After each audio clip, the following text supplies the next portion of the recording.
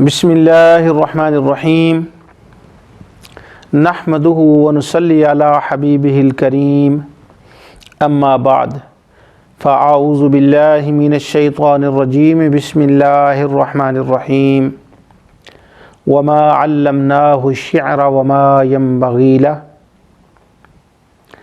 आमन्तु बिल्लाहि सदक़ल्लाहुल अज़ीम।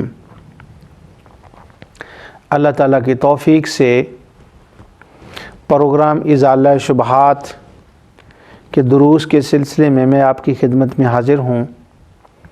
जैसा कि आप नाज़रीन जानते हैं कि कई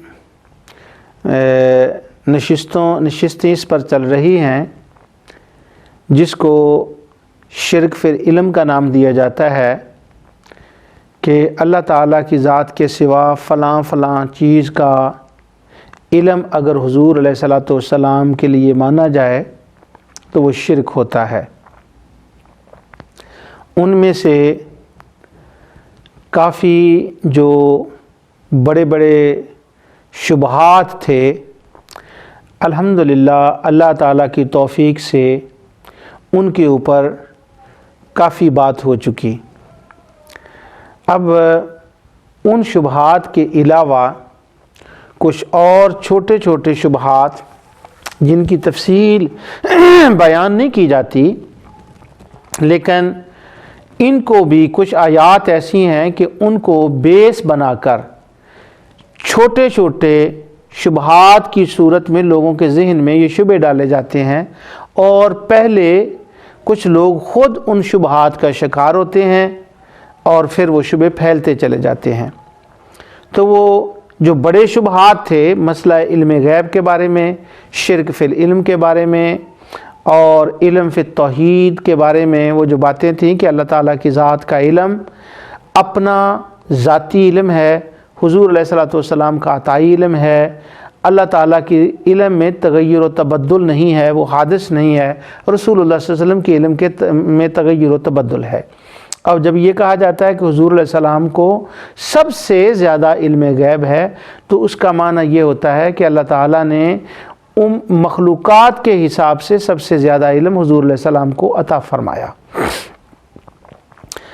तो उस सिलसिले में कई बातें हो चुकी। आज मेरा ख्याल 2-3 शुबे, एक शुबा नहीं 2-3 शुबे छोटे छोटे हैं, उन पर इंशाअल्लाह अल्लाह ताला की तौफ़ीक से बात करेंगे।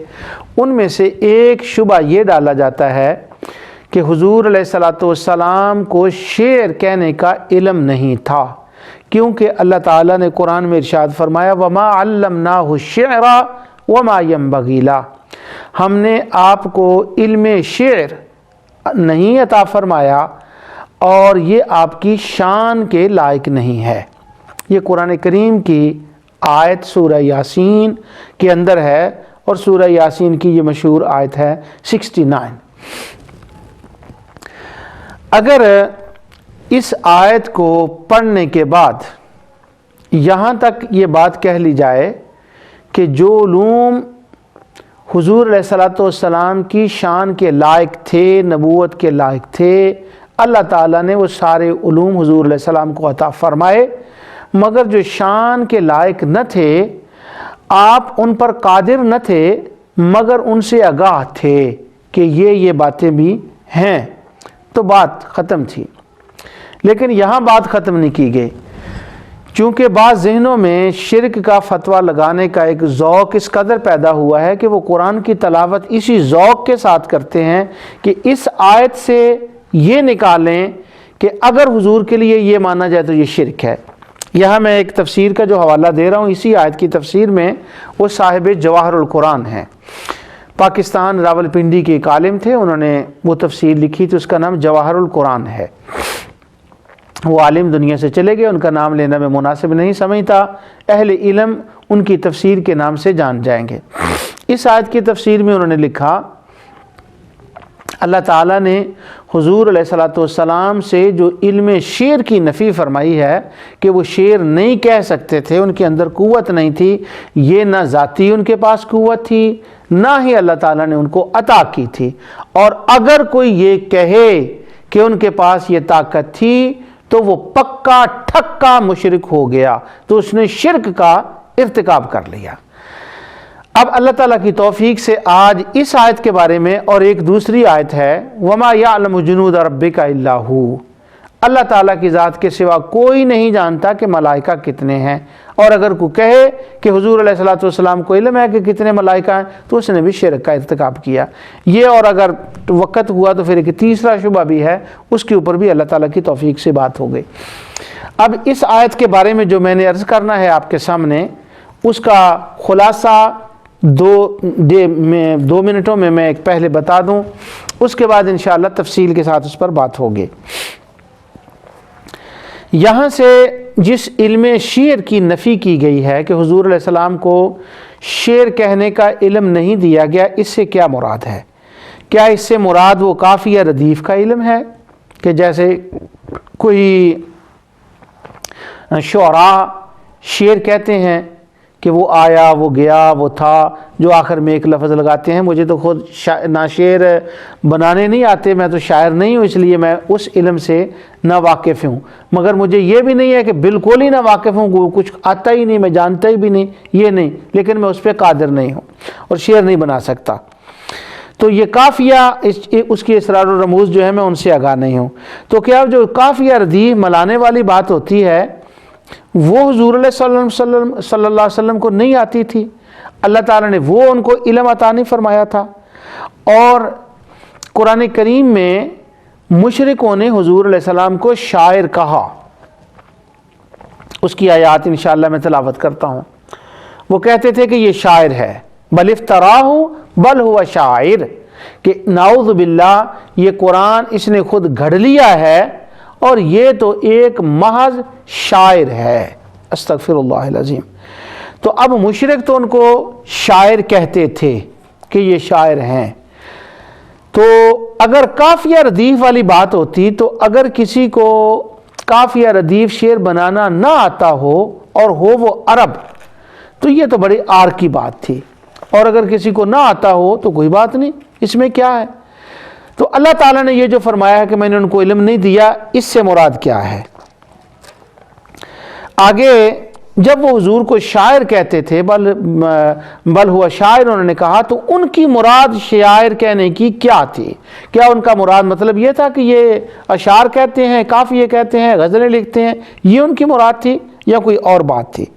ان کی مراد اس وقت شاعری سے یہ تھی کہ شاعر جو ہوتے ہیں وَالشُّعَرَاءُ يَتَّبِعُهُمُ الْغَاوُونَ، شاعر ایسی باتیں کرتے ہیں جو نہ ہونے والی ہوں، وہ اپنے خیالی تخیلات میں بڑی بڑی باتیں کر دیتے ہیں اور ایسے ایسے لفظ بول دیتے ہیں جو ناممکن ہوتے ہیں، وہ ان کا حقیقت سے تعلق نہیں ہوتا۔ وہ اس معنی میں رسول اللہ صلی اللہ علیہ وسلم کو شاعر کہتے تھے، یعنی یہ ایسی باتیں کہتے ہیں کہ جن کا ہونا ناممکن ہے۔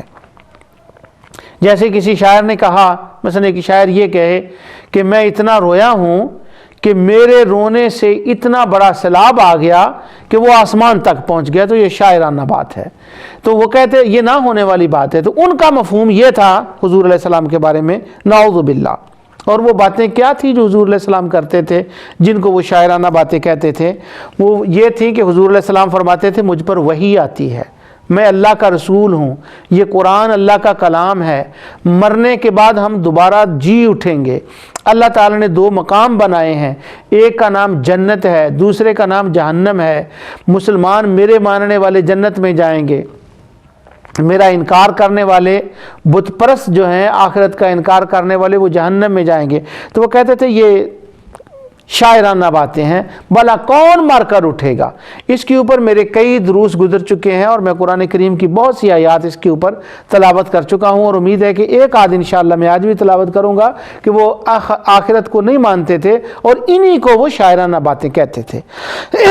اب جو شعر ہے، یہ شعر کا مطلب ہوتا ہے ایک نشان، قافلہ کا نشان، اور اب اس کو میں چھوڑتا ہوں۔ تو شعر کا عربی میں وہ بتانے لگا تھا کہ کیا اس کو کہا جاتا ہے، اس کی کیا کیا محاورات ہیں۔ تو وہ نبی کریم صلی اللہ علیہ وسلم کو شاعر کہتے تھے۔ اب جب انہوں نے حضور علیہ الصلوۃ والسلام کو خیالی باتوں والا بندہ شاعر کہا تو اللہ تعالیٰ کی ذات نے ان سارے ان الزامات جو انہوں نے حضور علیہ الصلوۃ والسلام کے اوپر یہ لگائے تھے کہ یہ ایسی باتیں کرتا ہے، نہ ہونے والی شاعروں والی باتیں، تو اللہ نے ان سارے الزامات کا جواب اس آیت کے اندر نازل فرمایا کہ وما علمناہ الشعر، کہ وہ جس معنی میں جو تم شاعر کہتے ہو، ہم نے تو اپنے حبیب کو ایسا شاعر یا ایسا شعر کہنے والا یا ایسی تخیلاتی باتیں کرنے والا بندہ ہی نہیں بنایا جس کے اندر محض تخیلاتی باتیں ہوں اور وہ حق نہ ہو۔ ہم نے تو وہ چیز ہی اپنے مصطفیٰ کو نہیں عطا فرمائی، ان کی زبان سے جو نکلتا ہے وہ تو حق ہوتا ہے۔ ان ہوا الا ذکر و قرآن مبین، سبحان اللہ۔ ہم نے وہ تو نہیں دیا ان کو، یہ ہاں جو ان کی شان شیان ہے وہ ہے قرآن، اور وہ ذکر ہے، اور وہ واضح بیان کرنے والی چیز ہے۔ یہاں میں اگر یہ بھی مشکل بات ہے تو میں ایک بات کہوں کہ اگر کوئی کہے کہ نبی کریم صلی اللہ علیہ وسلم کے پاس گناہ کرنے کی ہم نے ان کو طاقت نہیں دی کہ وہ نبوت کا جھوٹا دعویٰ کریں، اب جب یہ کہے کہ طاقت نہیں دی تو نبی کریم صلی اللہ علیہ وسلم نے سچا نبوت کا دعویٰ تو کیا ہے نا۔ اب اگر جھوٹا دعویٰ والی طاقت حضور کے پاس نہ ہو، اس کے اوپر قادر نہ ہو، تو یہ نبی کریم صلی اللہ علیہ وسلم کی عظمت کی بات بنتی ہے، یہ شان کی بات بنتی ہے، یہ آپ کے لیے نقص کی بات تو نہیں بنتی۔ تو جس طرف وہ اشارہ ہے کہ ہم نے علم شعر نہیں دیا، وہ ان کی اس بات کا جواب ہے۔ لیکن خوارج نے جب اس کو دیکھا تو انہوں نے کہا دیکھیں اللہ تعالیٰ نے حضور علیہ السلام کو تم کہتے ہو سب کچھ دے دیا، شعر کا علم نہیں دیا۔ میرے ساتھ میں نے یہ پہلے بھی بات بتائی ہے کہ میرے ساتھ یہ واقعہ متعدد بار ہو چکا ہے کہ نوجوان خوارج، گروئنگ اپ خوارج جو ہیں، وہ ڈیبیٹ کرتے ہیں کہ ہم کمپیوٹر جانتے ہیں، ہمارے پاس گاڑیوں کا علم جانتے ہیں، ہم جہاز چلا سکتے ہیں، ہم یہ کر سکتے ہیں۔ نبی کریم صلی اللہ علیہ وسلم ان میں سے کوئی کام نہیں کرتے سکتے تھے، اس لیے ہمارا علم ان سے بڑھ گیا ہے، نعوذ باللہ من ذالک۔ اس پر میں تفصیلی گفتگو کر چکا ہوں۔ اسی طرح اب جو شاعر ہے وہ کہے میں شعر کہہ سکتا ہوں، حضور نہیں کہہ سکتے تھے، میرا علم اس سے بڑھ گیا ہے، تو اللہ کے بندو اس سے مراد کافی یا ردیف نہیں ہے۔ قرآن کریم کے اندر جو آخری جتنی صورتیں ہیں وہ شاعرانہ نہیں ہے، وہ شعر نہیں ہے، لیکن ان کے اندر ایک ترنم جو ہے اور ایک ردیف قسم کا جو انداز ہے وہ تو ان ساری صورتوں کے اندر ہے، اور رسول اللہ صلی اللہ علیہ وسلم ان کو بیان تو فرماتے تھے، تو علم تو پھر وہ آ گیا۔ ایک اس جہت کا علم نہیں خیالی والا، لیکن وہ علم تو آ گیا، تو شرک کہاں سے ہو گیا؟ یعنی میں صرف جو بات ہے وہ شرک والی توڑنا چاہتا ہوں۔ مجھے یہ علم ہے کہ بہت سے اہل علم نے اسی آیت کی تفسیر میں یہ ایسی باتیں لکھی ہیں کہ حضور صلی اللہ علیہ وسلم نے کبھی کوئی شعر نہیں کہا۔ ان کا کہنے کا مطلب یہ تھا کہ حضور علیہ الصلوۃ والسلام کو وہ جو شاعر کہتے تھے تاکہ اس بات کا جو ہے وہ رد ہو، لیکن اس کا دوسرا مطلب یہ بھی ہے جو بھی میں آپ کے سامنے بیان کرنے لگا ہوں۔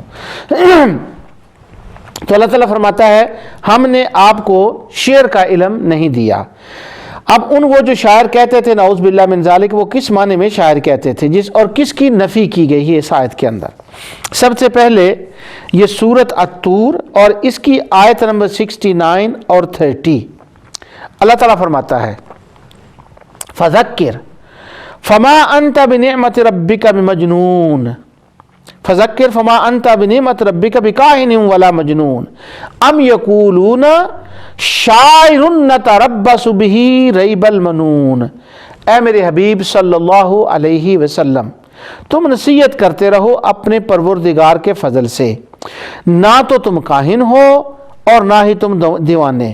کیا کافر کہتے ہیں کہ یہ شاعر ہے اور ہم اس کے حق میں زمانے کے حوادث کا انتظار کر رہے ہیں؟ یعنی کافر یہ کہتے تھے کہ یہ شاعر ہیں۔ اور یہاں پر 3 چیزوں کا ذکر آیا ہے، کاہن ہونے کا تانا، مجنون ہونے کا تانا اور شاعر ہونے کا تانا۔ یہ 3 چیزوں ان کا تھا، اور تینوں کا اللہ تعالیٰ نے کاہن کا بھی رد فرمایا۔ اب کاہن وہ کہتے تھے جو غیب کی خبریں دے، اس کو وہ کاہن کہتے تھے۔ اب رسول اللہ صلی اللہ علیہ وسلم بھی غیب کی خبریں دیتے تھے، مگر سورسز میں فرق تھا، ان کی غیب کی خبریں اور تھیں، ان کی غیب کی خبریں اور تھیں۔ اسی طرح جو یہ شاعر کا معنی ہے وہ 2 معنی ہیں، ایک تو ہے صرف شعر کہنے والا، اور ایک دوسرا معنی ہے جس کا میں آگے بیان کر رہا ہوں، وہ اس سے دوسرے مراد ہے۔ تو یہاں پر اللہ تعالیٰ فرماتا ہے ام یقولون شاعر، یہ تم کو شاعر کہتے ہیں۔ سبحان اللہ ہے۔ دوسرا، اب اس کے بعد دوسری آیت شعراء کے بارے میں اللہ تعالیٰ سورۃ الشعراء کے اندر ارشاد فرماتا ہے، بالکل آخر میں 226 سے اور 224 سے 227 تک یہ ساری آیتیں چلتی ہیں۔ اللہ تعالیٰ فرماتا ہے کہ شاعر کون ہوتا ہے۔ پہلے تو اللہ تعالیٰ نے اس کا بیان فرمایا کہ وہ جو شاعر کہتے تھے حضور علیہ السلام کو، اللہ نے اس کا رد فرمایا کہ وہ شاعر نہیں ہے۔ اور شاعر کیا ہوتے ہیں؟ وَالشُّعَرَاءُ يَتَّبِعُهُمُ الْغَاوُونَ، اور شاعروں کی پیروی صرف گمراہ لوگ کرتے ہیں۔ أَلَمْ تَرَ أَنَّهُمْ فِي كُلِّ وَادٍ يَهِيمُونَ، اور کیا تم نے نہیں دیکھا وہ تو ہر وادی میں سر مارتے پھرتے ہیں۔ کون؟ شاعر۔ اور آگے اللہ تعالیٰ فرماتا ہے مَا لَا يَفْعَلُونَ وَأَنَّهُمْ يَقُولُونَ مَا لَا يَفْعَلُونَ، اور شاعر وہ ہیں جو وہ کہتے ہیں وہ کرتے نہیں۔ اب ذرا پورا جو ایک کانٹینٹس ہے اس کو ذرا دیکھیں۔ وہ کہتے تھے یہ شاعر ہیں، اللہ تعالیٰ نے ان شاعروں کا رد فرمایا کہ یہ شاعر نہیں ہے۔ کون سے شاعر؟ جو وادیوں میں بھٹکنے والے ہیں، جو خود کہتے ہیں وہ کرتے نہیں، بس وہ گمان کے پیچھے پھرتے ہیں۔ ہاں جو لوگ ایمان لائے، آگے وہ اس کا دوسرا بیان ہے۔ اب جو نبی کریم صلی اللہ علیہ وسلم سے جس علم شعر کی نفی کی گئی ہے، اس علم شعر سے مراد یہ علم شعر ہے جھوٹ بولنا، نہ ہونے والی باتیں کرنا، اور ایسی وادیوں میں بھٹکتے پھرنا، جو کہتے ہیں وہ کرنا نہیں، اور بس خیالی باتیں کر کے لوگوں کو الو بنا دینا۔ اللہ تعالیٰ فرماتا ہے کہ یہ جو گندا فن ہے، جس کا تصور یہ کافر آپ کو کہہ رہے ہیں، نعوذ باللہ نعوذ باللہ، اس کا فن ہم نے حضور علیہ الصلوۃ والسلام کو، اپنے حبیب کو عطا نہیں فرمایا۔ ہاں حضور علیہ الصلوۃ والسلام کو غزوہ تبوک کے موقع پر، اسی آیت کی تفسیر میں سب مفسرین نے لکھا ہے کہ اتفاقاً حضور علیہ الصلوۃ والسلام نے فرمایا ہے، وہ شعر پڑھا ہے آپ نے، اور شعر خود آپ کا اپنا شعر تھا، انا النبی لا کذب وانا ابن عبد المطلب، کہ اس میں کوئی جھوٹ نہیں، انا النبی لا کذب، اس میں کوئی جھوٹ نہیں کہ میں اللہ کا سچا نبی ہوں، اور یہ بھی بات سن لو کہ میں عبد المطلب کا بیٹا ہوں۔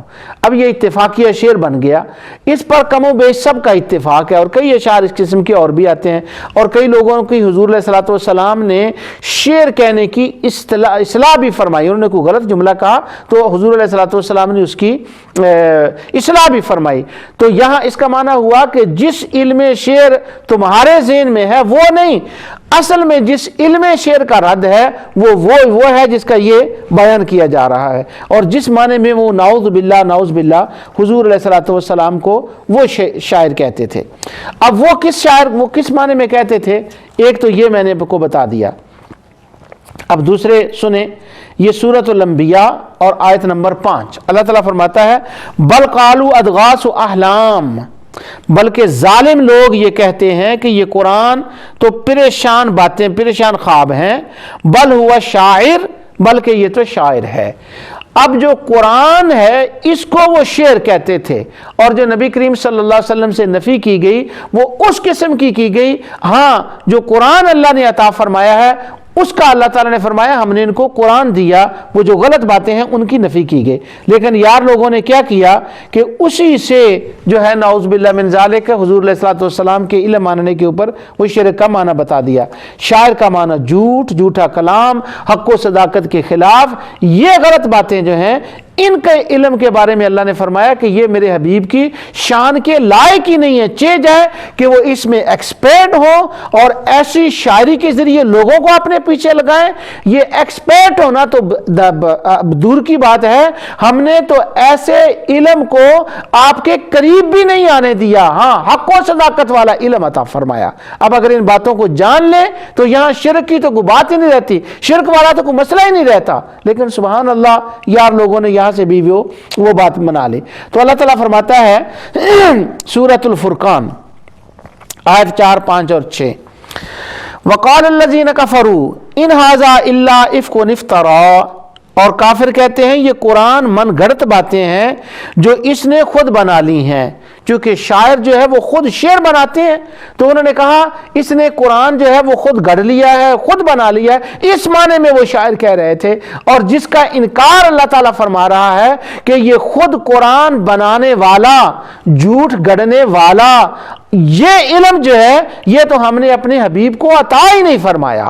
اب کسی کے ذہن میں یہ بات بھی آ رہی ہوگی کہ اگر یہ علم حضور علیہ السلام کے پاس تھا نہیں تو علم کی کمی تو ہو گئی نا؟ نہیں، اس کی کمی نہیں، وہاں محاسن ہی محاسن تھے۔ اس کا جواب میں آگے جا کر دیتا ہوں اور انشاءاللہ تسلی ہو جائے گی۔ وقال الذین کفروا ان ھذا الا افک افترا، وہ کافر کہنے لگے یہ اس نے گڑھ لیا ہے۔ وَأَعَانَهُ عَلَيْهِ قَوْمٌ آخَرُونَ، ہاں اور لوگوں نے اس کی یہ مدد کی ہے۔ تو اللہ تعالیٰ فرماتا ہے فَقَدْ جَاءُوا ظُلْمًا وَزُورًا، یہ لوگ جو ہیں ایسی باتیں جو کرتے ہیں یہ ظالم ہیں، یہ جھوٹ پر اتر آئے ہیں۔ اور پھر یہ کہتے ہیں کہ وَقَالُوا أَسَاطِيرُ الْأَوَّلِينَ اكْتَتَبَهَا، یہ تو پہلے زمانے کے لوگوں کی کہانیاں ہیں۔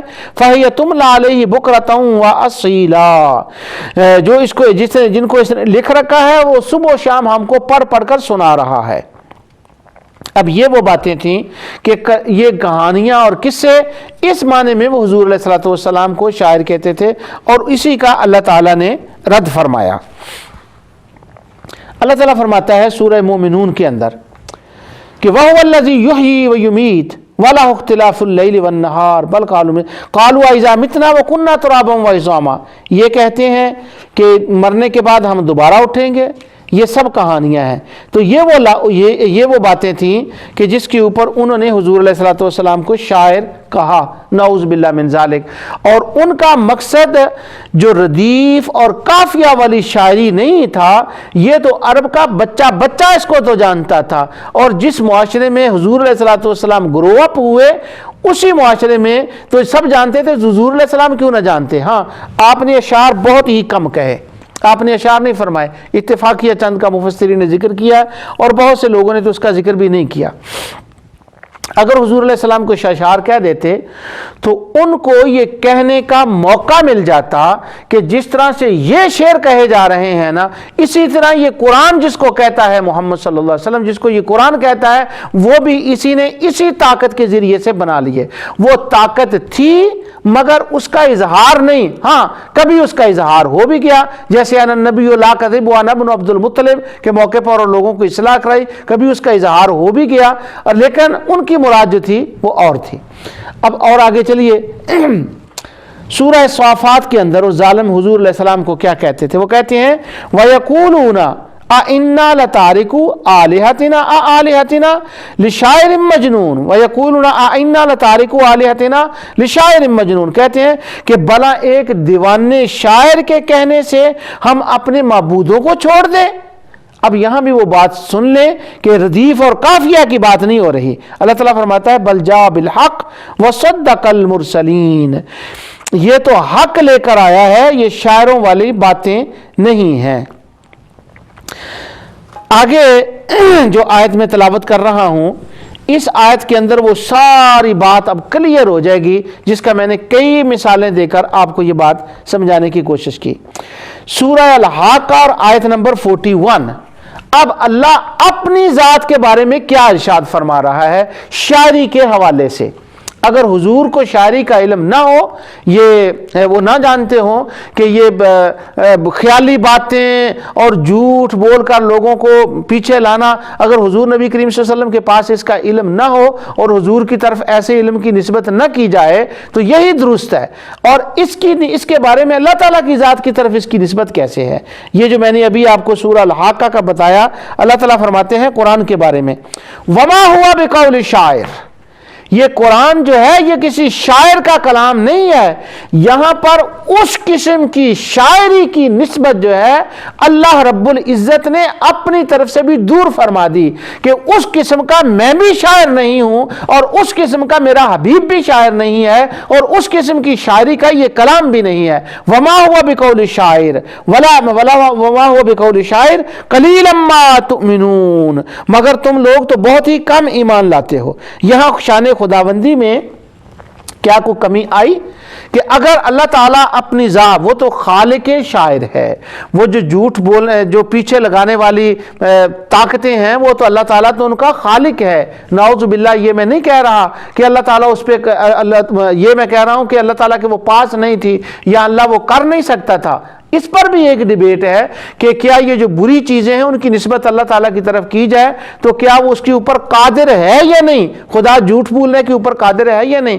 خدا تعالیٰ غلط باتیں کہہ کر اپنے پیچھے لوگوں کے اوپر لگانے کے نعوذ باللہ قادر ہے کہ نہیں؟ یعنی جھوٹ کی نسبت اس کی طرف کی جائے، کیا اس کے اوپر وہ قادر ہے کہ نہیں؟ یہ بھی ایک الگ بات ہے، اس کا میں تھوڑا سا حصہ آپ کو ذکر کرتا ہوں۔ لیکن یہاں پر شاعری کی نسبت سے جو علم شعر ہے، شاعروں والی جو باتیں اللہ تعالیٰ نے آپ کی اپنی ذات سے اس کی نفی فرما دی۔ اب وہ جو شرک کہنے والے ہیں کہ اگر کوئی کہے کہ حضور کے پاس علم شعر تھا یا اللہ نے ان کو عطا فرمایا تھا، جیسے صاحب جواہر القرآن نے لکھا کہ ذاتی ہو عطائی ہو وہ ہر قسم کا شرک شرک شرک شرک ہے، تو بتائیں اللہ نے تو اپنی ذات سے بھی اس کی نفی فرما دی۔ اب کیا ہوگا کہ وما ہوا بقول شاعر۔ اب وہ جو میں نے آپ کو بات کہی تھی کہ کیا اللہ تعالیٰ کی ذات کی طرف اس کی نسبت کر سکتے ہیں، یہ بھی ایک ڈیبیٹ ہے۔ یہ میرے اس میں نوٹس میں نہیں تھی یہ بات، یہاں پر چونکہ وہ وما ہوا بقول شاعر کی بات آئی تو میں اس کا کچھ اشارہ دے دوں۔ ہندوستان کے اندر ایک بہت بڑے فاضل بزرگ، بہت محدث اپنے وقت کے محقق اور ولی اللہ بزرگ گزرے ہیں، حضرت علامہ مولانا فضل خیر آبادی رحمۃ اللہ تعالی علیہ۔ انہوں نے ایک کتاب تھی، کسی صاحب نے لکھی تھی، اس کا انہوں نے پہلے رد لکھا۔ سب سے پہلے وہ کتاب کا نام تقویۃ الایمان تھا، آپ نے اس کے رد لکھا اور ان کی دوسری کتابوں کے ماشاءاللہ بہت علمی کام انہوں نے کیا۔ انہوں نے اس پر ایک بات فرمائی، ایک امکان نظیر کا مسئلہ تھا اس کا، تو وہاں پر یہ بات چلی کہ کیا اللہ تعالیٰ کی ذات کی طرف، پہلی بات یہ ہے کہ بری چیزوں کی نسبت اللہ تعالیٰ کی ذات کی طرف نہیں کرنی چاہیے۔ یہ ڈیبیٹ یہ تھی کہ ایک عالم کہہ رہے تھے کہ اللہ تعالیٰ فرماتا ہے ان اللہ علی کل شیء قدیر، اللہ تعالیٰ ہر چیز کے اوپر قادر ہے۔ وہ جو عالم یہ کہہ رہا تھا نا، جو اس سے استدلال کر رہا تھا اس آیت سے کہ اللہ تعالیٰ ہر چیز کے اوپر قادر تھا، وہ آگے اس کے اوپر یہ استدلال کرتا تھا کہ اللہ برے کام کرتا نہیں ہے مگر اس کی قدرت کے اندر ہے کہ وہ چاہے تو وہ کر سکتا ہے مگر کرتا نہیں۔ یہ ان کی ڈیبیٹ تھی۔ جو یہ مولانا فضل خیر آبادی علیہ الرحمہ تھے، ان کا جواب یہ تھا کہ نہیں، ان کی نسبت بھی اللہ تعالیٰ کی طرف کرنی جائز نہیں۔ مثلا یہ کہے کہ نعوذ باللہ نعوذ باللہ نعوذ باللہ، کیا خدا جھوٹ بول سکتا ہے؟ اس کی نسبت بھی اللہ تعالیٰ کی طرف سے نہیں کرنی چاہیے۔ کیوں؟ کہ ان اللہ علی کل شیء، شیء کا مطلب ہوتا ہے اس کا مطلب ہوتا ہے چاہنا۔ ایک شے کا تو وہ مطلب ہے کہ ہر چیز کو شے کہتے ہیں، دوسرے اس کا مطلب ہے چاہنا، کہ اللہ ہر اس چیز کے اوپر قادر ہے جس کو وہ چاہتا ہے۔ تو جب وہ بری چیزوں کو چاہتا ہی نہیں ہے تو وہ کیسے کرے گا؟ لہٰذا اس کا معنی یہ نکلا کہ اللہ تعالیٰ کی نسبت بری چیزوں کی طرف، اس کی طرف کرنی نہیں چاہیے۔ اب یہاں پر علماء نے چند ایک مثالیں دیں۔ وہ فرماتے ہیں کہ بری چیزوں کے اوپر اللہ تعالیٰ قادر نہیں ہے۔ یہ میں مسئلہ اس لیے بتا رہا ہوں کہ یہ مسئلہ کلیئر ہو کہ رسول اللہ صلی اللہ علیہ وسلم شعر کہنے کے اوپر قادر نہیں تھے، تو جب وہ قادر نہیں تھے تو ان کے پاس تو علم ہی نہیں تھا، ان کے پاس قدرت ہی نہیں تھی، ان کے پاس طاقت ہی نہیں تھی، شور مچایا جاتا ہے اس کے اوپر۔ اب سنیں کہ اللہ تعالیٰ ان چیزوں کے اوپر قادر نہیں ہے۔ کیا کن چیزوں کے اوپر اللہ تعالیٰ قادر نہیں ہے؟ جو اس کی شان کے لائق نہیں ہے۔ مثلا اللہ تعالیٰ کی ذات اس چیز کے اوپر قادر نہیں ہے کیونکہ وہ اس کی شان کے لائق نہیں ہے۔ کیا؟ کہ وہ کسی کو اٹھا کر ایسی جگہ پہ پھینک دے جو اس کی مملکت اور اس کی مخلوق سے باہر ہو۔ کسی کو اٹھا کر ایسی جگہ پہ پھینک دے کہ جو اس کی مملکت سے، اس کی مخلوق سے، جس کے اوپر اس کی حکومت نہ ہو، وہ ایسے ایریے میں پھیر دے جہاں اس کی حکومت نہ ہو۔ تو کیا اللہ تعالیٰ کی ذات اس کے اوپر قادر ہے؟ تو جواب ہوگا نہیں قادر۔ کیوں نہیں؟ کہ وہ کائنات کریشن کے اندر کون سی چیز ہے جہاں میرے رب کی حکومت نہیں ہے، جو میرے رب کے قبضہ اختیار میں نہیں ہے؟ اب اٹھا کر اپنی مملکت سے باہر پھینکنا، کیا اس کے اوپر رب قادر ہے؟ نہیں۔ تو کیا اللہ کی قدرت میں کوئی فرق آیا؟ اللہ کی طاقت میں کوئی فرق آیا؟ بالکل نہیں آیا۔ دوسری مثال، چوری ہے ایک چیز، یہ برا فعل ہے۔ ہم چوری کرتے ہیں، جب چوری اس کو کہا جاتا ہے کسی دوسرے کے مال سے چوری کی جائے، نعوذ باللہ نعوذ باللہ نعوذ باللہ، نقل کفر، کفر نہ باشد، یہ سمجھانے کے لیے میں بات کر رہا ہوں۔ کیا وہ جو عالم خوارج عالم تھے وہ کہتے تھے اللہ تعالیٰ بری چیزوں کے اوپر قادر ہے مگر کرتا نہیں ہے، ہاں یہ اس کی شان کے لائق نہیں مگر قادر ہے۔ اب وہ جو مولانا فضل خیر آبادی رحمۃ اللہ علیہ تھے، سبحان اللہ، وہ فرمانے لگے کہ کیا اللہ تعالیٰ چوری کرنے کے اوپر قادر ہے؟ جواب ہوگا نہیں۔ کیوں نہیں؟ اس لیے کہ چوری کی جاتی ہے کسی دوسرے کے مال کی، تو جب دوسرے کے مال کی چوری کی جاتی ہے تو اور کون ہے کہ کسی دوسرے کا مال ہو اور خدا اس سے نعوذ باللہ چوری کرے؟ تو معنی یہ نکلے گا کہ خدا چوری کرنے کے اوپر قادر نہیں ہے، لہذا کیوں؟ یہ اس کی شان کے لائق نہیں ہے۔ تو ان اللہ علی کل شیء قدیر کا یہ معنی نہیں ہے کہ اللہ تعالیٰ ہر چیز بری چیزوں کے اوپر بھی قادر ہے، نہیں، وہ صرف انہی چیزوں کے اوپر قادر ہے جن کو وہ چاہتا ہے، تو جن کو وہ چاہتا نہیں ہے ان کے اوپر اس کی قدرت نہیں ہے۔ نعوذ باللہ من ذالک، یہ اللہ تعالیٰ کی شان کا معاملہ ہے۔ میں پھر اس کو کہہ دوں، میں کروڑ بار اس بات سے توبہ کرتا ہوں، میں یہ نہیں کہہ رہا کہ اس میں اللہ تعالیٰ کا نقص آتا ہے اور وہ قادر نہیں ہے۔ کیوں میں یہ بار بار کہہ رہا ہوں کہ یہ اس کی شان کے لائق نہیں ہے، یہ بات میں کسی جگہ پر لانا چاہتا ہوں، اس لیے میں اس کی مختلف مثالیں دے رہا ہوں۔ اب تیسری مثال سنیں، کیا اللہ تعالیٰ اس چیز پر قادر ہے کہ وہ اپنی اولاد پیدا کر لے؟ کیا اللہ تعالیٰ اس چیز پر قادر ہے کہ وہ کسی سے شادی کر لے؟ کیا اللہ تعالیٰ اس چیز پر قادر ہے کہ وہ اپنے ماں باپ کو پیدا کر لے؟ نعوذ باللہ نعوذ باللہ نعوذ باللہ من ذالک۔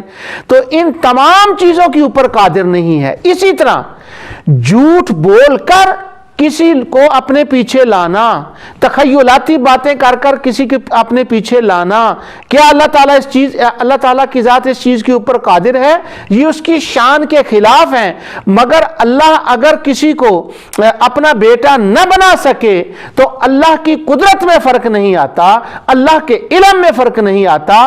اگر اللہ تعالیٰ اپنی مملکت سے اٹھا کر باہر کسی کو نہ پھینکے، نہ اس کی علم میں فرق آتا ہے نہ اس کی قدرت میں فرق آتا ہے۔ اسی طرح اگر جس تخیلاتی شعروں کی وہ باتیں کر رہے تھے جس معنی میں رسول اللہ صلی اللہ علیہ وسلم کو وہ شاعر کہہ رہے تھے، اللہ تعالیٰ نے اس کا رد فرمایا کہ وما علمناہ الشعر وما ينبغي له، ہم نے وہ علم شعر ان کو عطا ہی نہیں فرمایا کیونکہ وہ ان کی شان کے لائق نہیں۔ جیسے خدا اپنا بیٹا بنائے یہ اس کی شان کے لائق نہیں، مصطفیٰ جھوٹی شاعری کر کے لوگوں کو اپنے پاس بلائیں یہ ان کی شان کے لائق نہیں، وما ينبغي له، یہ ان کی شان کے لائق نہیں۔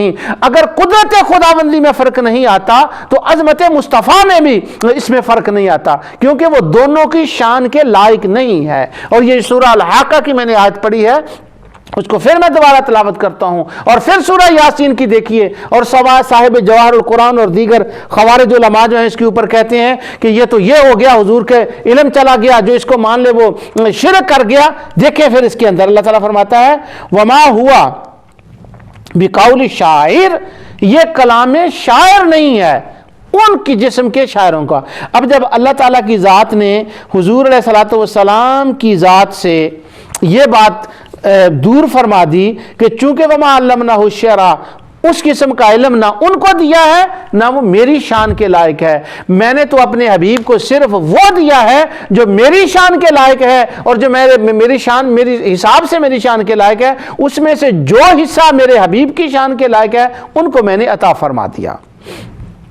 ان ہوا الا ذکر و قرآن مبین۔ اچھا، اب یہاں تک یہ جو شاعری والا مسئلہ تھا یہ اس شبہ کا جواب میں نے دے دیا اللہ تعالیٰ کی توفیق سے۔ اب دوسرا، جیسے میں نے بگننگ میں عرض کیا تھا کہ اس میں وہ چھوٹے چھوٹے کئی جو شبہات ہیں ان کا تذکرہ آئے گا، تو ابھی ایک میرے نوٹس میں یہ دوسری بات بھی آ گئی تھی۔ انشاءاللہ اگلی نشست میں بھی میں چھوٹے چھوٹے جو شبہات ہیں، یعنی شبہ کے اندر، ازالہ شبہات کے اندر، پہلے تو یہ تھا پچھلے دروس میں کہ ایک بڑا شبہ اور اس کی تفصیلی جواب، اب وہ چھوٹے چھوٹے جو کہ شبہ ہیں تو وہ ایک شبہ ایک درس میں نہیں، 2 3 4 شبہ جو ہیں وہ 2 3 نشستوں میں آئیں گے۔ تو شرک فی العلم کا انشاءاللہ وہ کمپلیٹ ہوگا، اس کے بعد اگلا مسئلہ جو ہے وہ میں اللہ تعالیٰ کی توفیق سے شروع کروں گا۔ دوسرا مسئلہ یہ ہے کہ کیا نبی کریم صلی اللہ علیہ وسلم کو انبیاء کے بارے میں پتا تھا کہ انبیاء کتنے ہیں؟ کیا حضور علیہ السلام سارے نبیوں کو جانتے تھے؟ کیا حضور علیہ السلام سب انبیاء سے آگاہ تھے، واقف تھے؟ ہم کہتے ہیں ہاں الحمدللہ حضور سارے انبیاء سے واقف تھے۔ لیکن خوارج کا یہ کلیم ہے کہ جو یہ کہے کہ حضور علیہ السلام سب انبیاء کو جانتے تھے، وہ سارے انبیاء سے واقف سے، وہ شرک کا ارتکاب کرتا ہے، وہ پکا ٹھکا مشرک ہے، اس کا اسلام سے کوئی تعلق نہیں۔ کیوں نہیں؟ اب وہ قرآن کی یہ دلیل اپنی فیور میں پیش کرتے ہیں۔ اللہ تعالیٰ ارشاد فرماتا ہے وَرُسُلًا، یہ سورہ النساء کی آیت نمبر 164 ہے۔ اللہ تعالیٰ فرماتا ہے وَرُسُلًا قَدْ قَصَصْنَاهُمْ عَلَيْكَ مِنْ قَبْلِ وَرُسُلًا لَمْ نَقْصُصْهُمْ عَلَيْكَ وَكَلَّمَ اللَّهُ مُوسَىٰ تَكْلِيمًا، اور بہت سے پیغمبر ہیں جن کے حالات ہم نے آپ کو بیان کر دیے۔ وَرُسُلًا لَمْ نَقْصُصْهُمْ عَلَيْكَ، اور کچھ پیغمبر وہ ہیں جن کے حالات ہم نے تمہیں نہیں بتائے۔ وَكَلَّمَ اللَّهُ مُوسَىٰ تَكْلِيمًا، اور حضرت موسیٰ علیہ السلام تو وہ نبی ہیں کہ انہوں نے اللہ تعالیٰ سے باتیں کی۔ ایک آیت۔ دوسری سورہ المومن، جس کو سورۃ غافر بھی کہتے ہیں، سورۃ المومن کے اندر اللہ تعالیٰ ارشاد فرماتے ہیں وَلَقَدْ أَرْسَلْنَا رُسُلًا مِّن قَبْلِكَ مِنْهُمْ مَنْ قَصَصْنَا عَلَيْكَ وَمِنْهُمْ مَنْ لَمْ نَقْصُصْ عَلَيْكَ وَمَا كَانَ لِرَسُولٍ أَنْ يَأْتِيَ بِآيَةٍ إِلَّا بِإِذْنِ اللَّهِ، اور ہم نے تم سے پہلے بہت سے پیغمبر بھیجے، ان میں کچھ تو ایسے ہیں جن کے حالات تم سے بیان کر دیے، اور کچھ ایسے ہیں جن کے حالات ہم نے بیان نہیں کیے۔ یہ دو آیتیں سورۃ النساء کی اور المومن کی، ان کی تلاوت کر کے دو باتیں ان سے نکالی جاتی ہیں۔ ایک تو یہ بتایا جاتا ہے کہ حضور علیہ السلام کو سب نبیوں کا علم نہیں تھا، جب ان کو نہیں علم تھا۔ دوسرا اس سے یہ نکالا جاتا ہے کہ اگر کوئی کہے کہ سب نبیوں کا علم تھا تو اس کا معنی یہ نکلا کہ اس نے شرک کر لیا۔ میرا نام عبد المجید ہے، مجھ سے اگر کوئی پوچھے کہ کیا حضور علیہ السلام کو سارے نبیوں کا علم تھا، تو میں عرض کروں گا ہاں الحمدللہ حضور علیہ السلام کو سارے انبیاء کا علم تھا۔ تو ان کے حساب سے، ان اہل علم کے حساب سے میں نے شرک کا ارتکاب کر لیا۔ اگر وہ زیادہ غصے میں آئے تو وہ یہ بھی کہیں گے تیرا نکاح بھی ٹوٹ گیا اور تو اسلام کے دائرہ سے خارج بھی ہو گیا، اب تو اگر مر جائے تو تیرا مسلمان جنازہ بھی نہیں پڑھنا چاہیے اور مسلمان کے قبرستان میں دفن نہیں پڑھنا چاہیے۔ یہ ڈیپینڈ کرتا ہے کہ بندہ کتنا غصے میں ہے، بس جتنا وہ غصے میں اتنی باتیں زیادہ کر دے گا، اگر کم غصے میں تو کم شرک تو کہہ دے گا۔ تو یہ دو آیتیں پیش کی جاتی ہیں۔ اب پہلے اس کا دو جواب سنیے کہ اللہ تعالیٰ فرماتا ہے، جواب اس سے اگلی آیت پڑھنے سے پہلے یہ کہ قرآن کریم آپ جانتے ہیں کہ نازل ہوا ہے 23 ایئر میں یا 20 سال میں، یا 20 سال میں نے اس لیے کہا ہے کہ پہلی وحی آنے کے بعد 3 سال تک وحی رک گئی تھی، اس کے بعد سورۃ المدثر نازل ہوئی۔ اگر اسی حساب سے دیکھیں تو 20 ایئر بنتے ہیں، اور اگر ان 3 سالوں کو ساتھ ملائیں تو پھر 23 ایئر بنتے ہیں۔ تو اس لیے مشہور جو کہا جاتا ہے وہ 23 ایئر ہے۔ تو 23 ایئر میں قرآن نازل ہوا، اور وہ آہستہ آہستہ تھوڑا کر کے نازل ہوا۔ اس نازل ہونے کے وقت قرآن کی جو ترتیب اور جو تھی اس کے مطابق اللہ تعالیٰ نے یہ بیان فرمایا۔ اب اس کے بعد کیا قرآن ان 2 آیتوں کے بعد نازل ہونا بند ہو گیا اور کوئی قرآن کی آیتیں نہیں آئیں؟ آگے سنیے، اللہ رب العزت ارشاد فرماتا ہے وَكُلًّا نَقُصُّ عَلَيْكَ مِنْ أَنْبَاءِ الرُّسُلِ مَا نُثَبِّتُ بِهِ فُؤَادَكَ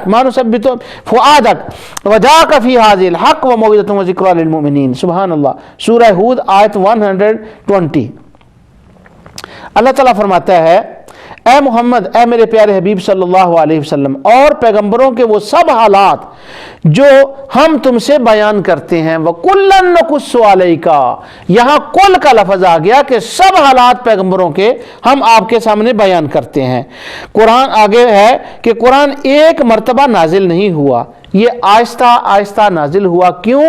کہ تیرا دل جو ہے وہ ثابت ہو جائے، ثابت قدم ہو جائے۔ یہاں ایک لطیف بات ہے کہ رسول اللہ صلی اللہ علیہ وسلم کے اوپر، یہ قرآن شریف میں کئی مقام پر آیا ہے کہ اللہ تعالیٰ نے حضور علیہ السلام کے اوپر قرآن نازل کیا آہستہ آہستہ، تاکہ ان کا دل جو ہے كَذَلِكَ لِنُثَبِّتَ بِهِ فُؤَادَكَ، تاکہ تیرا فؤاد جو ہے دل کے اندر کا دل وہ مضبوط ہو جائے۔ تو وہ کیوں؟ اس لیے کہ ایک دن وہ آنے والا تھا کہ انہی دل کی آنکھوں سے پہلے رب کا دیدار ہونے والا تھا، اس لیے اس دل کو مضبوط کیا جا رہا تھا۔ اس کے بعد صحابہ کرام کی روایات کے مطابق جہری آنکھوں سے ہونے والا تھا، وہ دوسری بات ہے، ان کو کس طرح سے مضبوط کیا گیا۔ تو یہاں یہ فرمایا گیا کہ ہم نے سب رسولوں کے قصے جو ہیں وہ آپ کو بیان کر دیے۔ اس کے بعد دوسری آیت سنیں، اللہ تعالیٰ فرماتا ہے، یہ سورہ طٰہٰ میں ہے، كَذَلِكَ نَقُصُّ عَلَيْكَ مِنْ أَنْبَاءِ الرُّسُلِ مَا قَدْ سَبَقَ وَقَدْ آتَيْنَاكَ مِنْ لَدُنَّا ذِكْرًا۔ اس طرح پر تم سے وہ حالات بیان کرتے ہیں جو گزر چکے ہیں۔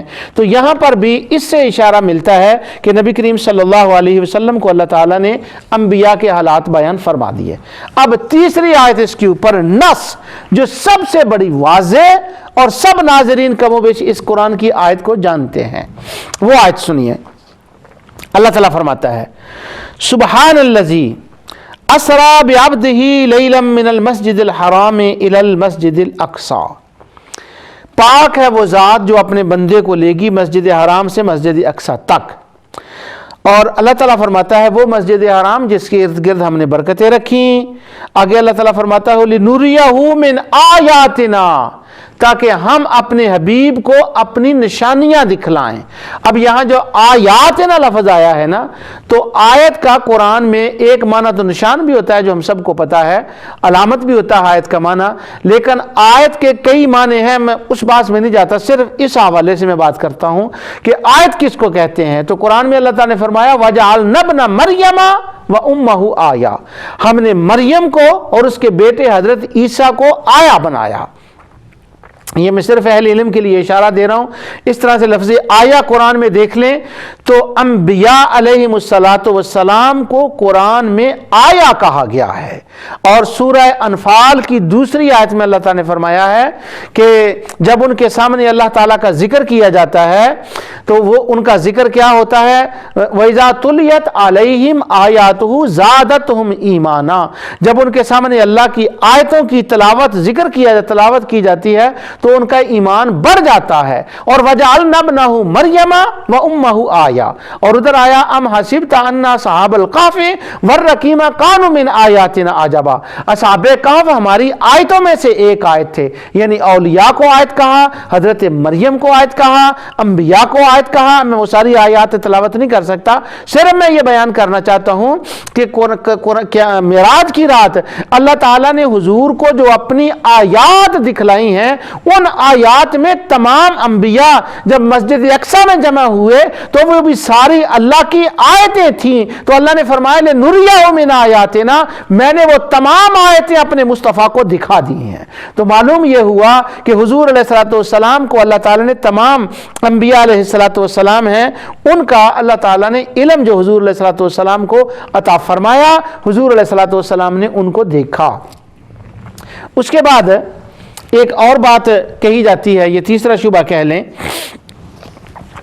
یہ جو آیت والی میں نے بات کی ہے، قرآن کریم میں مختلف مقامات پر ان کا ذکر انبیاء علیہ السلام کو جو ہے وہ آیات کہا گیا ہے۔ ایک اور بات جو بہت ہی اس کے اوپر شبہ وہ ڈالا جاتا ہے، جو عام شبہ ہے، وہ یہ ہے، کہا جاتا ہے کہ نبی کریم صلی اللہ علیہ وسلم اور انبیاء علیہ السلام کو اللہ تعالیٰ نے جو علم عطا فرمایا، وہ علم ہے، وہ اس کو علم غیب نہیں کہنا چاہیے۔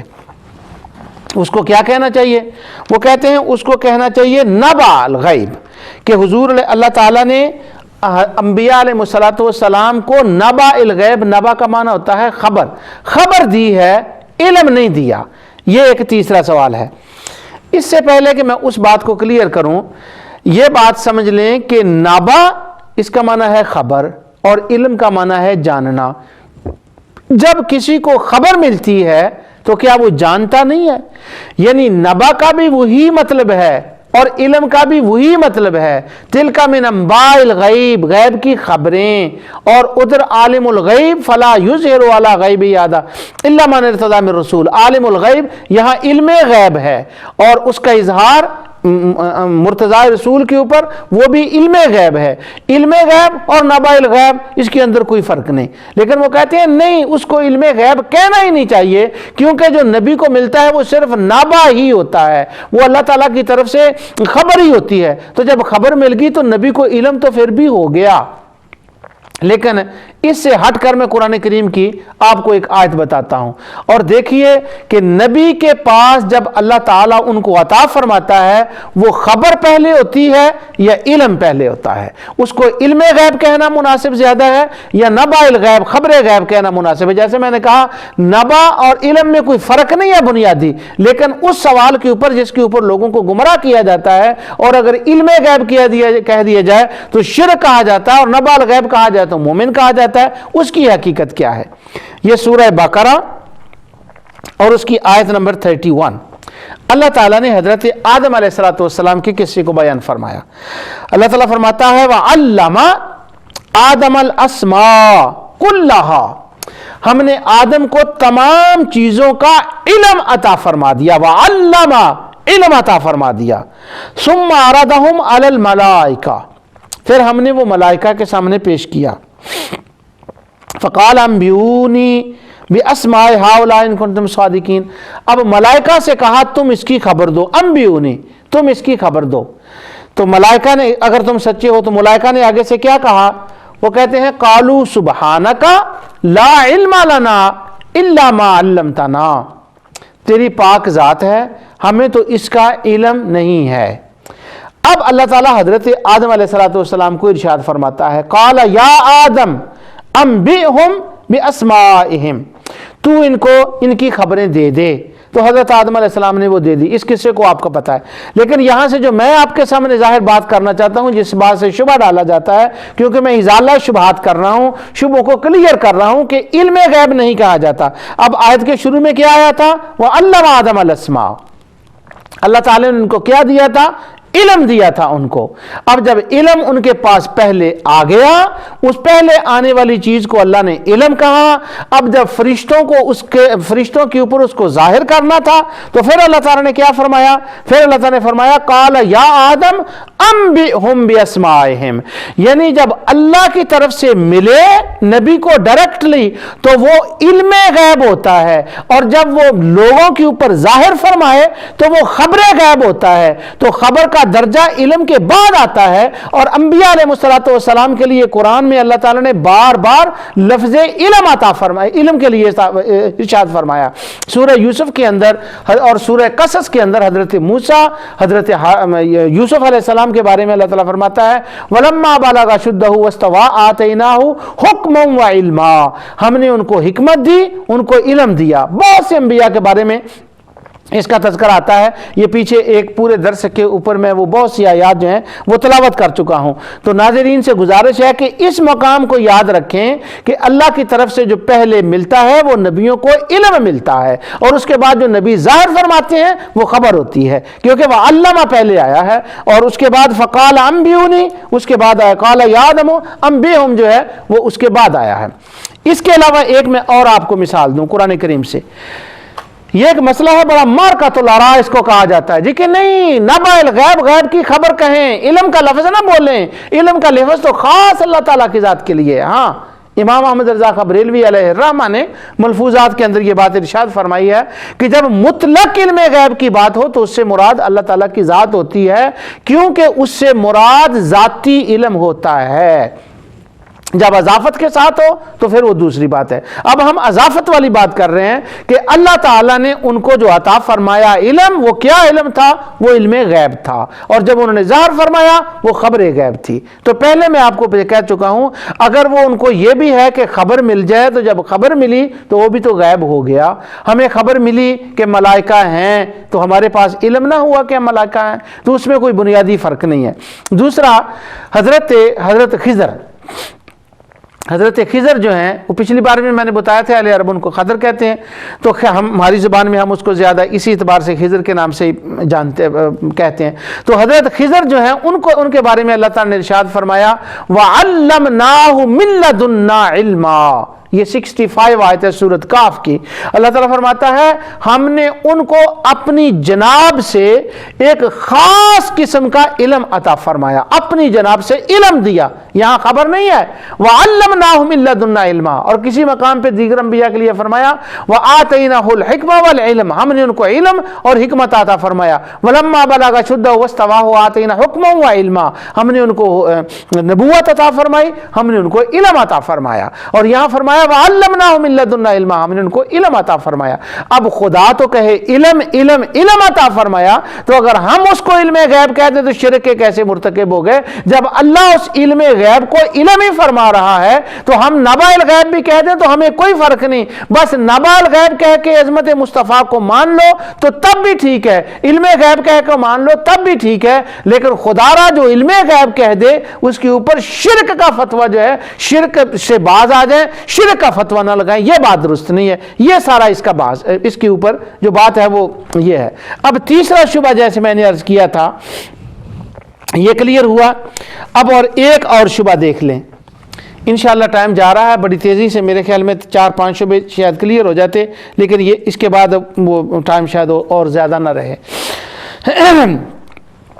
یہ سورہ المدثر ہے، اور سورہ المدثر کی جو آیت نمبر ہے 31، اس کے اندر ایک جملہ ہے، اور اس جملے سے اور ایک شرک لگانے کا مسئلہ نکال لیا گیا، وہ یہ ہے اللہ تعالیٰ ارشاد فرماتا ہے وَمَا يَعْلَمُ جُنُودَ رَبِّكَ إِلَّا هُوَ، اللہ کے سوا کوئی نہیں جانتا کہ اس کے لشکر کتنے ہیں۔ لفظ تو یہاں جنود ہے جس کا معنی لشکر ہے، یہ جند کی جمع ہے، جنود تو لشکر مراد ہیں، لیکن اس کا ترجمہ عموماً جو کیا جاتا ہے وہ یہ ہے کہ اللہ کے سوا کوئی نہیں جانتا کہ اس کے ملائکہ کتنے ہیں۔ وہ یہ ترجمہ بالکل درست ہے ملائکہ والا، کیونکہ آیت کا سیاق و سباق اور حدیث کے اور مفسرین اس کا یہی ترجمہ کیا ہے۔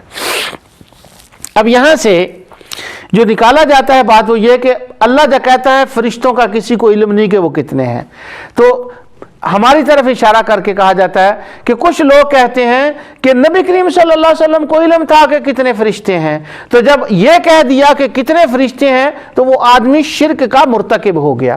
شاید آپ کے ذہن میں کسی میں یہ آئے کہ یہ میں شبہ کہاں سے نکال رہا ہوں، یہ ساری کتابوں تفسیروں میں لکھے ہوئے ہیں، ہر روز چینلوں کے اوپر انٹرنیٹ کے اوپر یہ شبہ پیش کیے جاتے ہیں، مساجد میں ان کا تذکرہ کیا جاتا ہے، اسٹوڈنٹوں کو یہ شبہات رٹائے جاتے ہیں، پڑھائے نہیں جاتے، رٹائے جاتے ہیں۔ اور یہ جو شبہ ہے ابھی میں آپ کو بتاؤں گا کہ جب میرے سامنے یہ شبہ آیا تو میں نے پہلی مرتبہ یہ شبہ کس سے سنا تھا، اور پھر آپ پتہ چلے گا کہ یہ شبہات کہاں سے آتے ہیں۔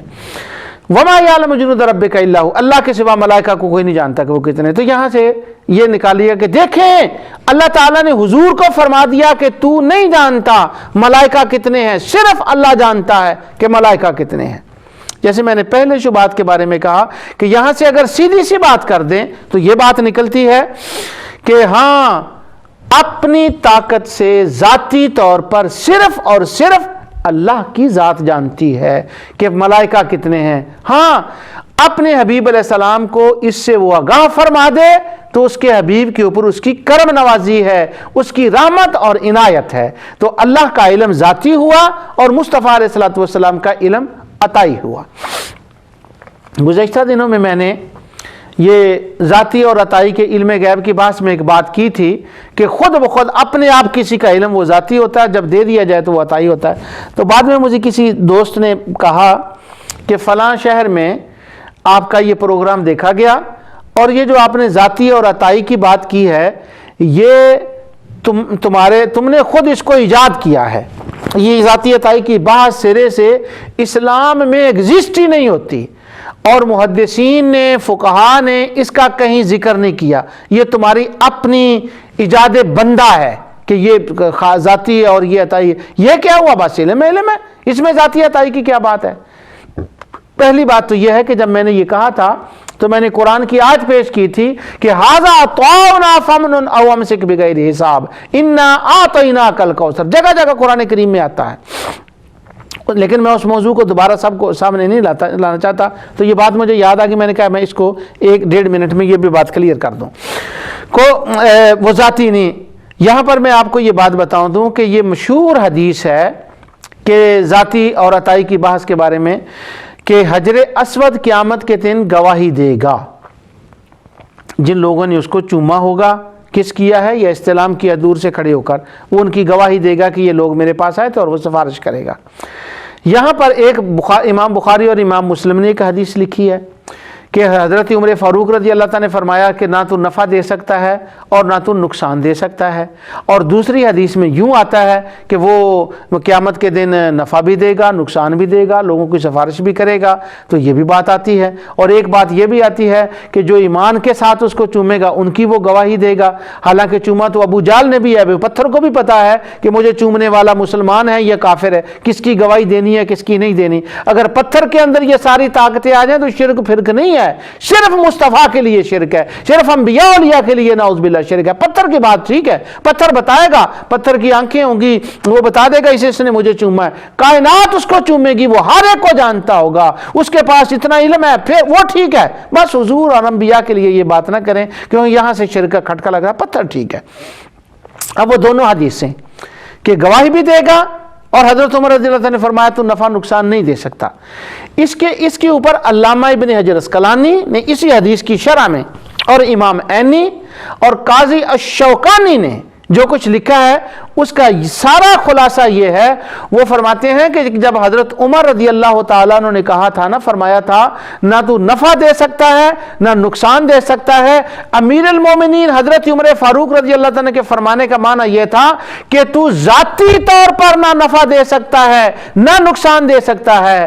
ہاں، رب کی جب تجھ پہ عطا ہوگی تو اس عطا سے تو لوگوں کو پہچانے گا بھی، نفع بھی دے گا، جن کی سفارش نہ کی ان کو نقصان بھی ہوگا. تو اگر ذاتی عطائی کی بحث حجر اسود میں ماننی عین ایمان ہے تو ذاتی اور عطائی کی بات مصطفیٰ اور اولیاء میں ماننی ذاتی اور عطائی کی یہ کفر اور شرک کیسے ہو گیا؟ تو وما یعلم جنود ربک الا ہو، یعنی کوئی ملائکہ کو نہیں جانتا ذاتی طور پر مگر اللہ جب عطا فرما دے. اب اس سے یہ نکالا گیا کہ اللہ تعالیٰ نے حضور کو فرمایا کہ تو نہیں جانتا. اللہ اکبر.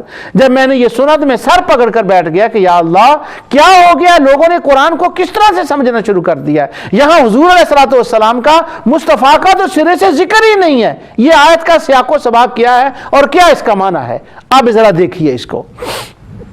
یہ سورہ المدثر ہے اور اس کا یہ پیچھے سے جو سلسلہ چلا آ رہا ہے، جو پیچھے سے آیات شروع ہو رہی ہیں وہ ساری، یہ ایک خاص کافر تھا، اس کا نام تھا ولید بن مغیرہ. یہ جو ولید بن مغیرہ تھا یہ ساری آیات اس کے بارے میں ہے.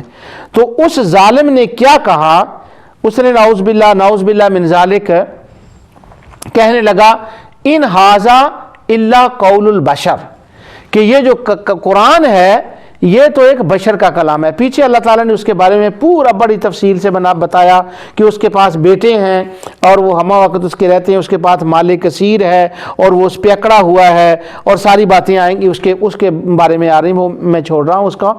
اس نے اسی کافر نے جو دولت مند تھا اور اکڑا ہوا تھا، وہ کہتا ہے یہ تو آدمی کا کلام ہے.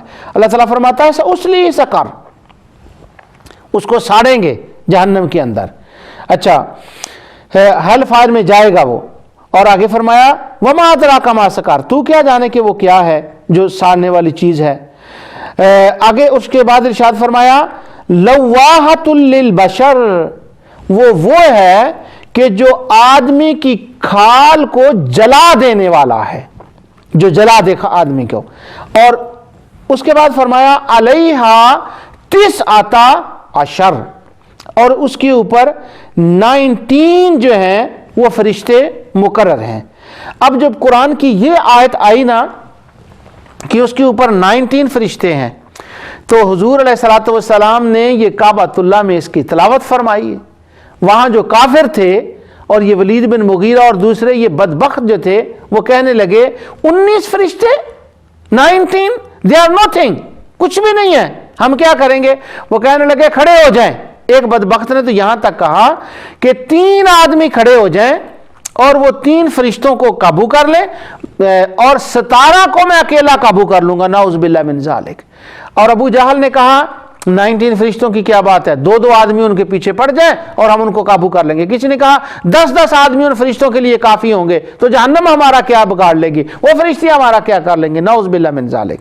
علیہا 19، جب ان کافروں نے یہ باتیں کی تو اللہ تعالیٰ نے اس کے جواب میں یہ پوری آیت نازل فرمائی۔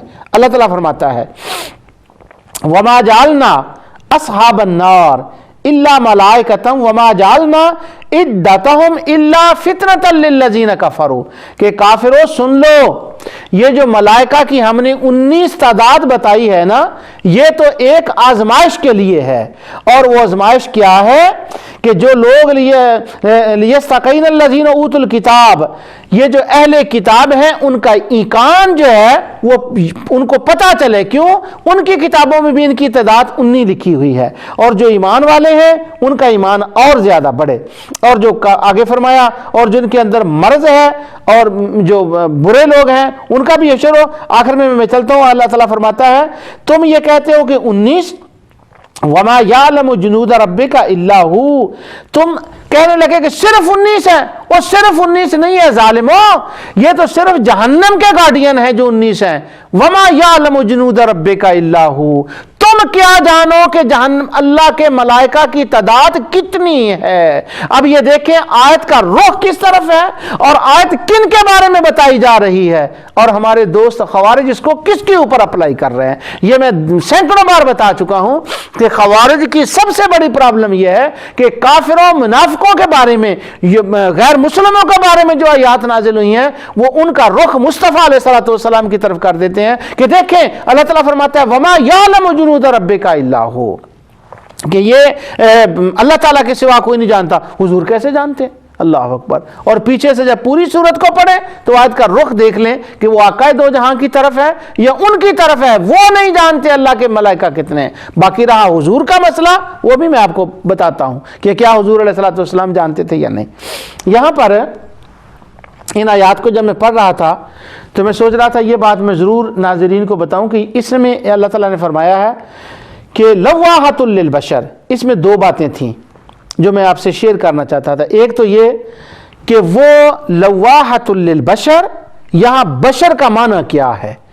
تو جب آیت ہمارے بعد اہل علم تلاوت کرتے ہیں نا قل انما انا بشر مثلکم، تو وہ اس کا ترجمہ کرتے ہیں آپ فرما دیجئے انما انا بشر مثلکم، میں ظاہر میں تم جیسا بشر ہوں۔ تو اس پر طوفان کھڑا ہو جاتا ہے۔ وہ کہتے ہیں یہ جو تم نے کہا انما انا بشر مثلکم، ظاہر میں ہوں، ظاہر کہاں سے نکال لیا؟ اب دعا فرمائیں انشاءاللہ انما انا بشر مثلکم کی تفصیل آگے آ رہی ہے، اس کے اوپر انشاءاللہ کئی دروس جو ہیں اس کے اوپر جتنے شبہات ڈالے جاتے ہیں اللہ کی توفیق سے ان کا ازالہ ہوگا، لیکن یہاں پر میں صرف اس حوالے سے یہ بات کر رہا ہوں کہ ظاہراً بشر یہ کہاں سے آ گیا؟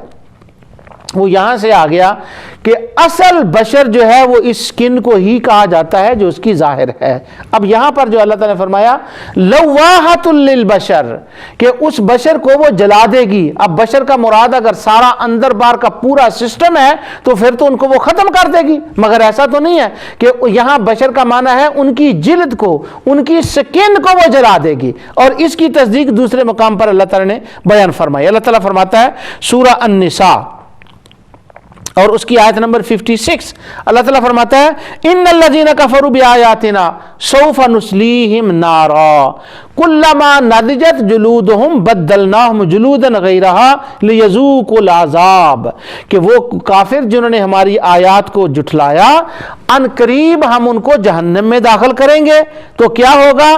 کلما نضجت جلودہم بدلناہم جلودا غیرہا لیذوقوا العذاب، جب ان کی باہر والی یہ سکین، یہ جلد جل جائے گی تو جب بھی وہ جلد جلے گی تو ہم اس کے اوپر ایک اور جلد ڈال دیں گے تاکہ وہ اور جو ہے عذاب چکھیں۔ یعنی یہ ظاہر کی جو جلد ہے اس کی یہ کھال جو ہے یہ جلتی جائے گی اور اس کے اوپر دوبارہ اس کو بنایا جائے گا، پھر وہ جلتی جائے گی، پھر اس کو بنایا جائے گا۔ تو لواحۃ للبشر کا معنی یہ نکلا کہ وہ ظاہراً جو کھلڑی ہے، وہ ظاہراً جو جلد ہے، وہ ظاہراً جو سکن ہے، اس کو بار بار جلا دیا جائے گا۔ تو انما انا بشر مثلکم کا اگر کوئی یہ ترجمہ کرے کہ جو ظاہراً بشر ہیں تو اس کے اوپر سیغ با نہیں ہونا چاہیے، تو तूफान नहीं खड़ा कर देना चाहिए। कुरान के अंदर इसकी नस मौजूद है कि इस जिल्द को बशर कहते हैं, तो इसलिए उनका अंदर नूर है और जाहिर उनका बशर है। तफसील इंशाअल्लाह इसके ऊपर आएगी। यहां पर मैं आपको एक जापान के, आप इसके ऊपर इंटरनेट के ऊपर देख सकते हैं कि एक जापान का या गालबन थाईलैंड का, मेरे ख्याल थाईलैंड का साइंसदान है और वो स्किन स्पेशलिस्ट था। उस स्किन स्पेशलिस्ट ने जब इस आयत को पढ़ा कि जो अभी मैंने सूरह अन-निसा की आयत पढ़ी है कि बद्दलनाहुम जुलूदन गैरहा लियज़ूक़ुल अज़ाब, वो स्किन स्पेशलिस्ट था, तो उसने इस आयत को पढ़ा और इस आयत को पढ़कर वो मुसलमान हो गया, उसने इस्लाम कबूल किया। वो इस वजह से वो कहने लगा कि ये स्किन जो है अब जब इस किसी के ऊपर से उतर जाए तो फिर उसके जिस्म के अंदर जलन नहीं होती। तो वो कहने लगा ये हमने अब तहकीक की है और कुरान ने, अल्लाह अकबर, पहले इस राज को खोल दिया है। बस इसी आयत की इसको देखकर उसके ऊपर इस्लाम की सदाकत जाहिर होगी और उसने कलमा पढ़ लिया। अब मैं वो आखिरी बात बता दूं कि वमा यालमु जुनूद रब्बिका, क्या हुजूर अलैहिस्सलातु वस्सलाम मलाइका को जानते थे? अल्लाह ताला ने कुरान में इरशाद फरमाया, इन्नल्लाहा व मलाइकतहु युसल्लूना अलन नबी, तमाम मलाइका रसूलुल्लाह सल्लल्लाहु अलैहि वसल्लम के ऊपर दुरूद पढ़ते हैं। और इसकी आयत की तफसीर में लिखा अल्लामा इब्न कसीर ने, मेरा दिल ये चाहता था कि आज मैं आपको ये बताऊं कि मलाइका का दुरूद क्या होता है, पर टाइम इजाज़त नहीं दे रहा, भागा जा रहा है। हर रोज़ अल्लामा इब्न कसीर ने इसी आयत की तफसीर में लिखा कि पुरानी किताबों में, यहूद की किताबों में, हज़रत काब अहबार जो मुसलमान हुए थे उन्होंने ये बयान किया कि पुरानी यहूद की किताबों में ये लिखा हुआ था कि जब आखिरी नबी दुनिया में तशरीफ लाएंगे, उसके बाद वो दुनिया से जाएंगे, तो हर रोज 70,000 फरिश्ता उनकी कब्र अनवर पे हाजिरी देगा और तवाफ करेगा और वहां पर वो हाजिर होगा और अपने कदम, अपने परों को बरकत हासिल करने के लिए मुस्तफ़ा की कब्र से टच करेगा, तो वो बरकत हासिल करेंगे, वो मलाइका आपके पास आएंगे। सब मलाइका दुरूद पढ़ते हैं हुजूर अलैहिस्सलातु वस्सलाम के ऊपर। वैसे हर फरिश्ते की अलग अलग ड्यूटी है, पर दुरूद पढ़ना सबकी मुश्तरका ड्यूटी है।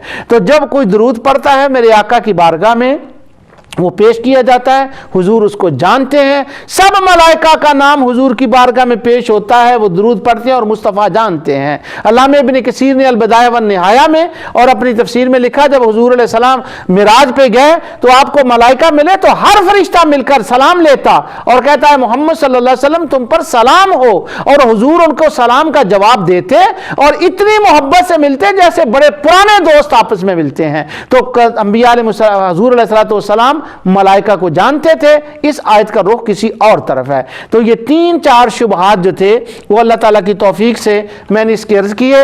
आइंदा इंशाअल्लाह प्रोग्राम में दूसरे छोटे छोटे शुबहात जो मसला इल्म गैब के ऊपर हैं, शिर्क फिल इल्म के ऊपर हैं और वो शुबहात डालकर शिर्क किया जाता है, इंशाअल्लाह उसके ऊपर बयान होगा। उस वक्त तक इजाज़त दीजिए। अल्लाह हाफिज़। वमा अलैना इल्लल बलाग।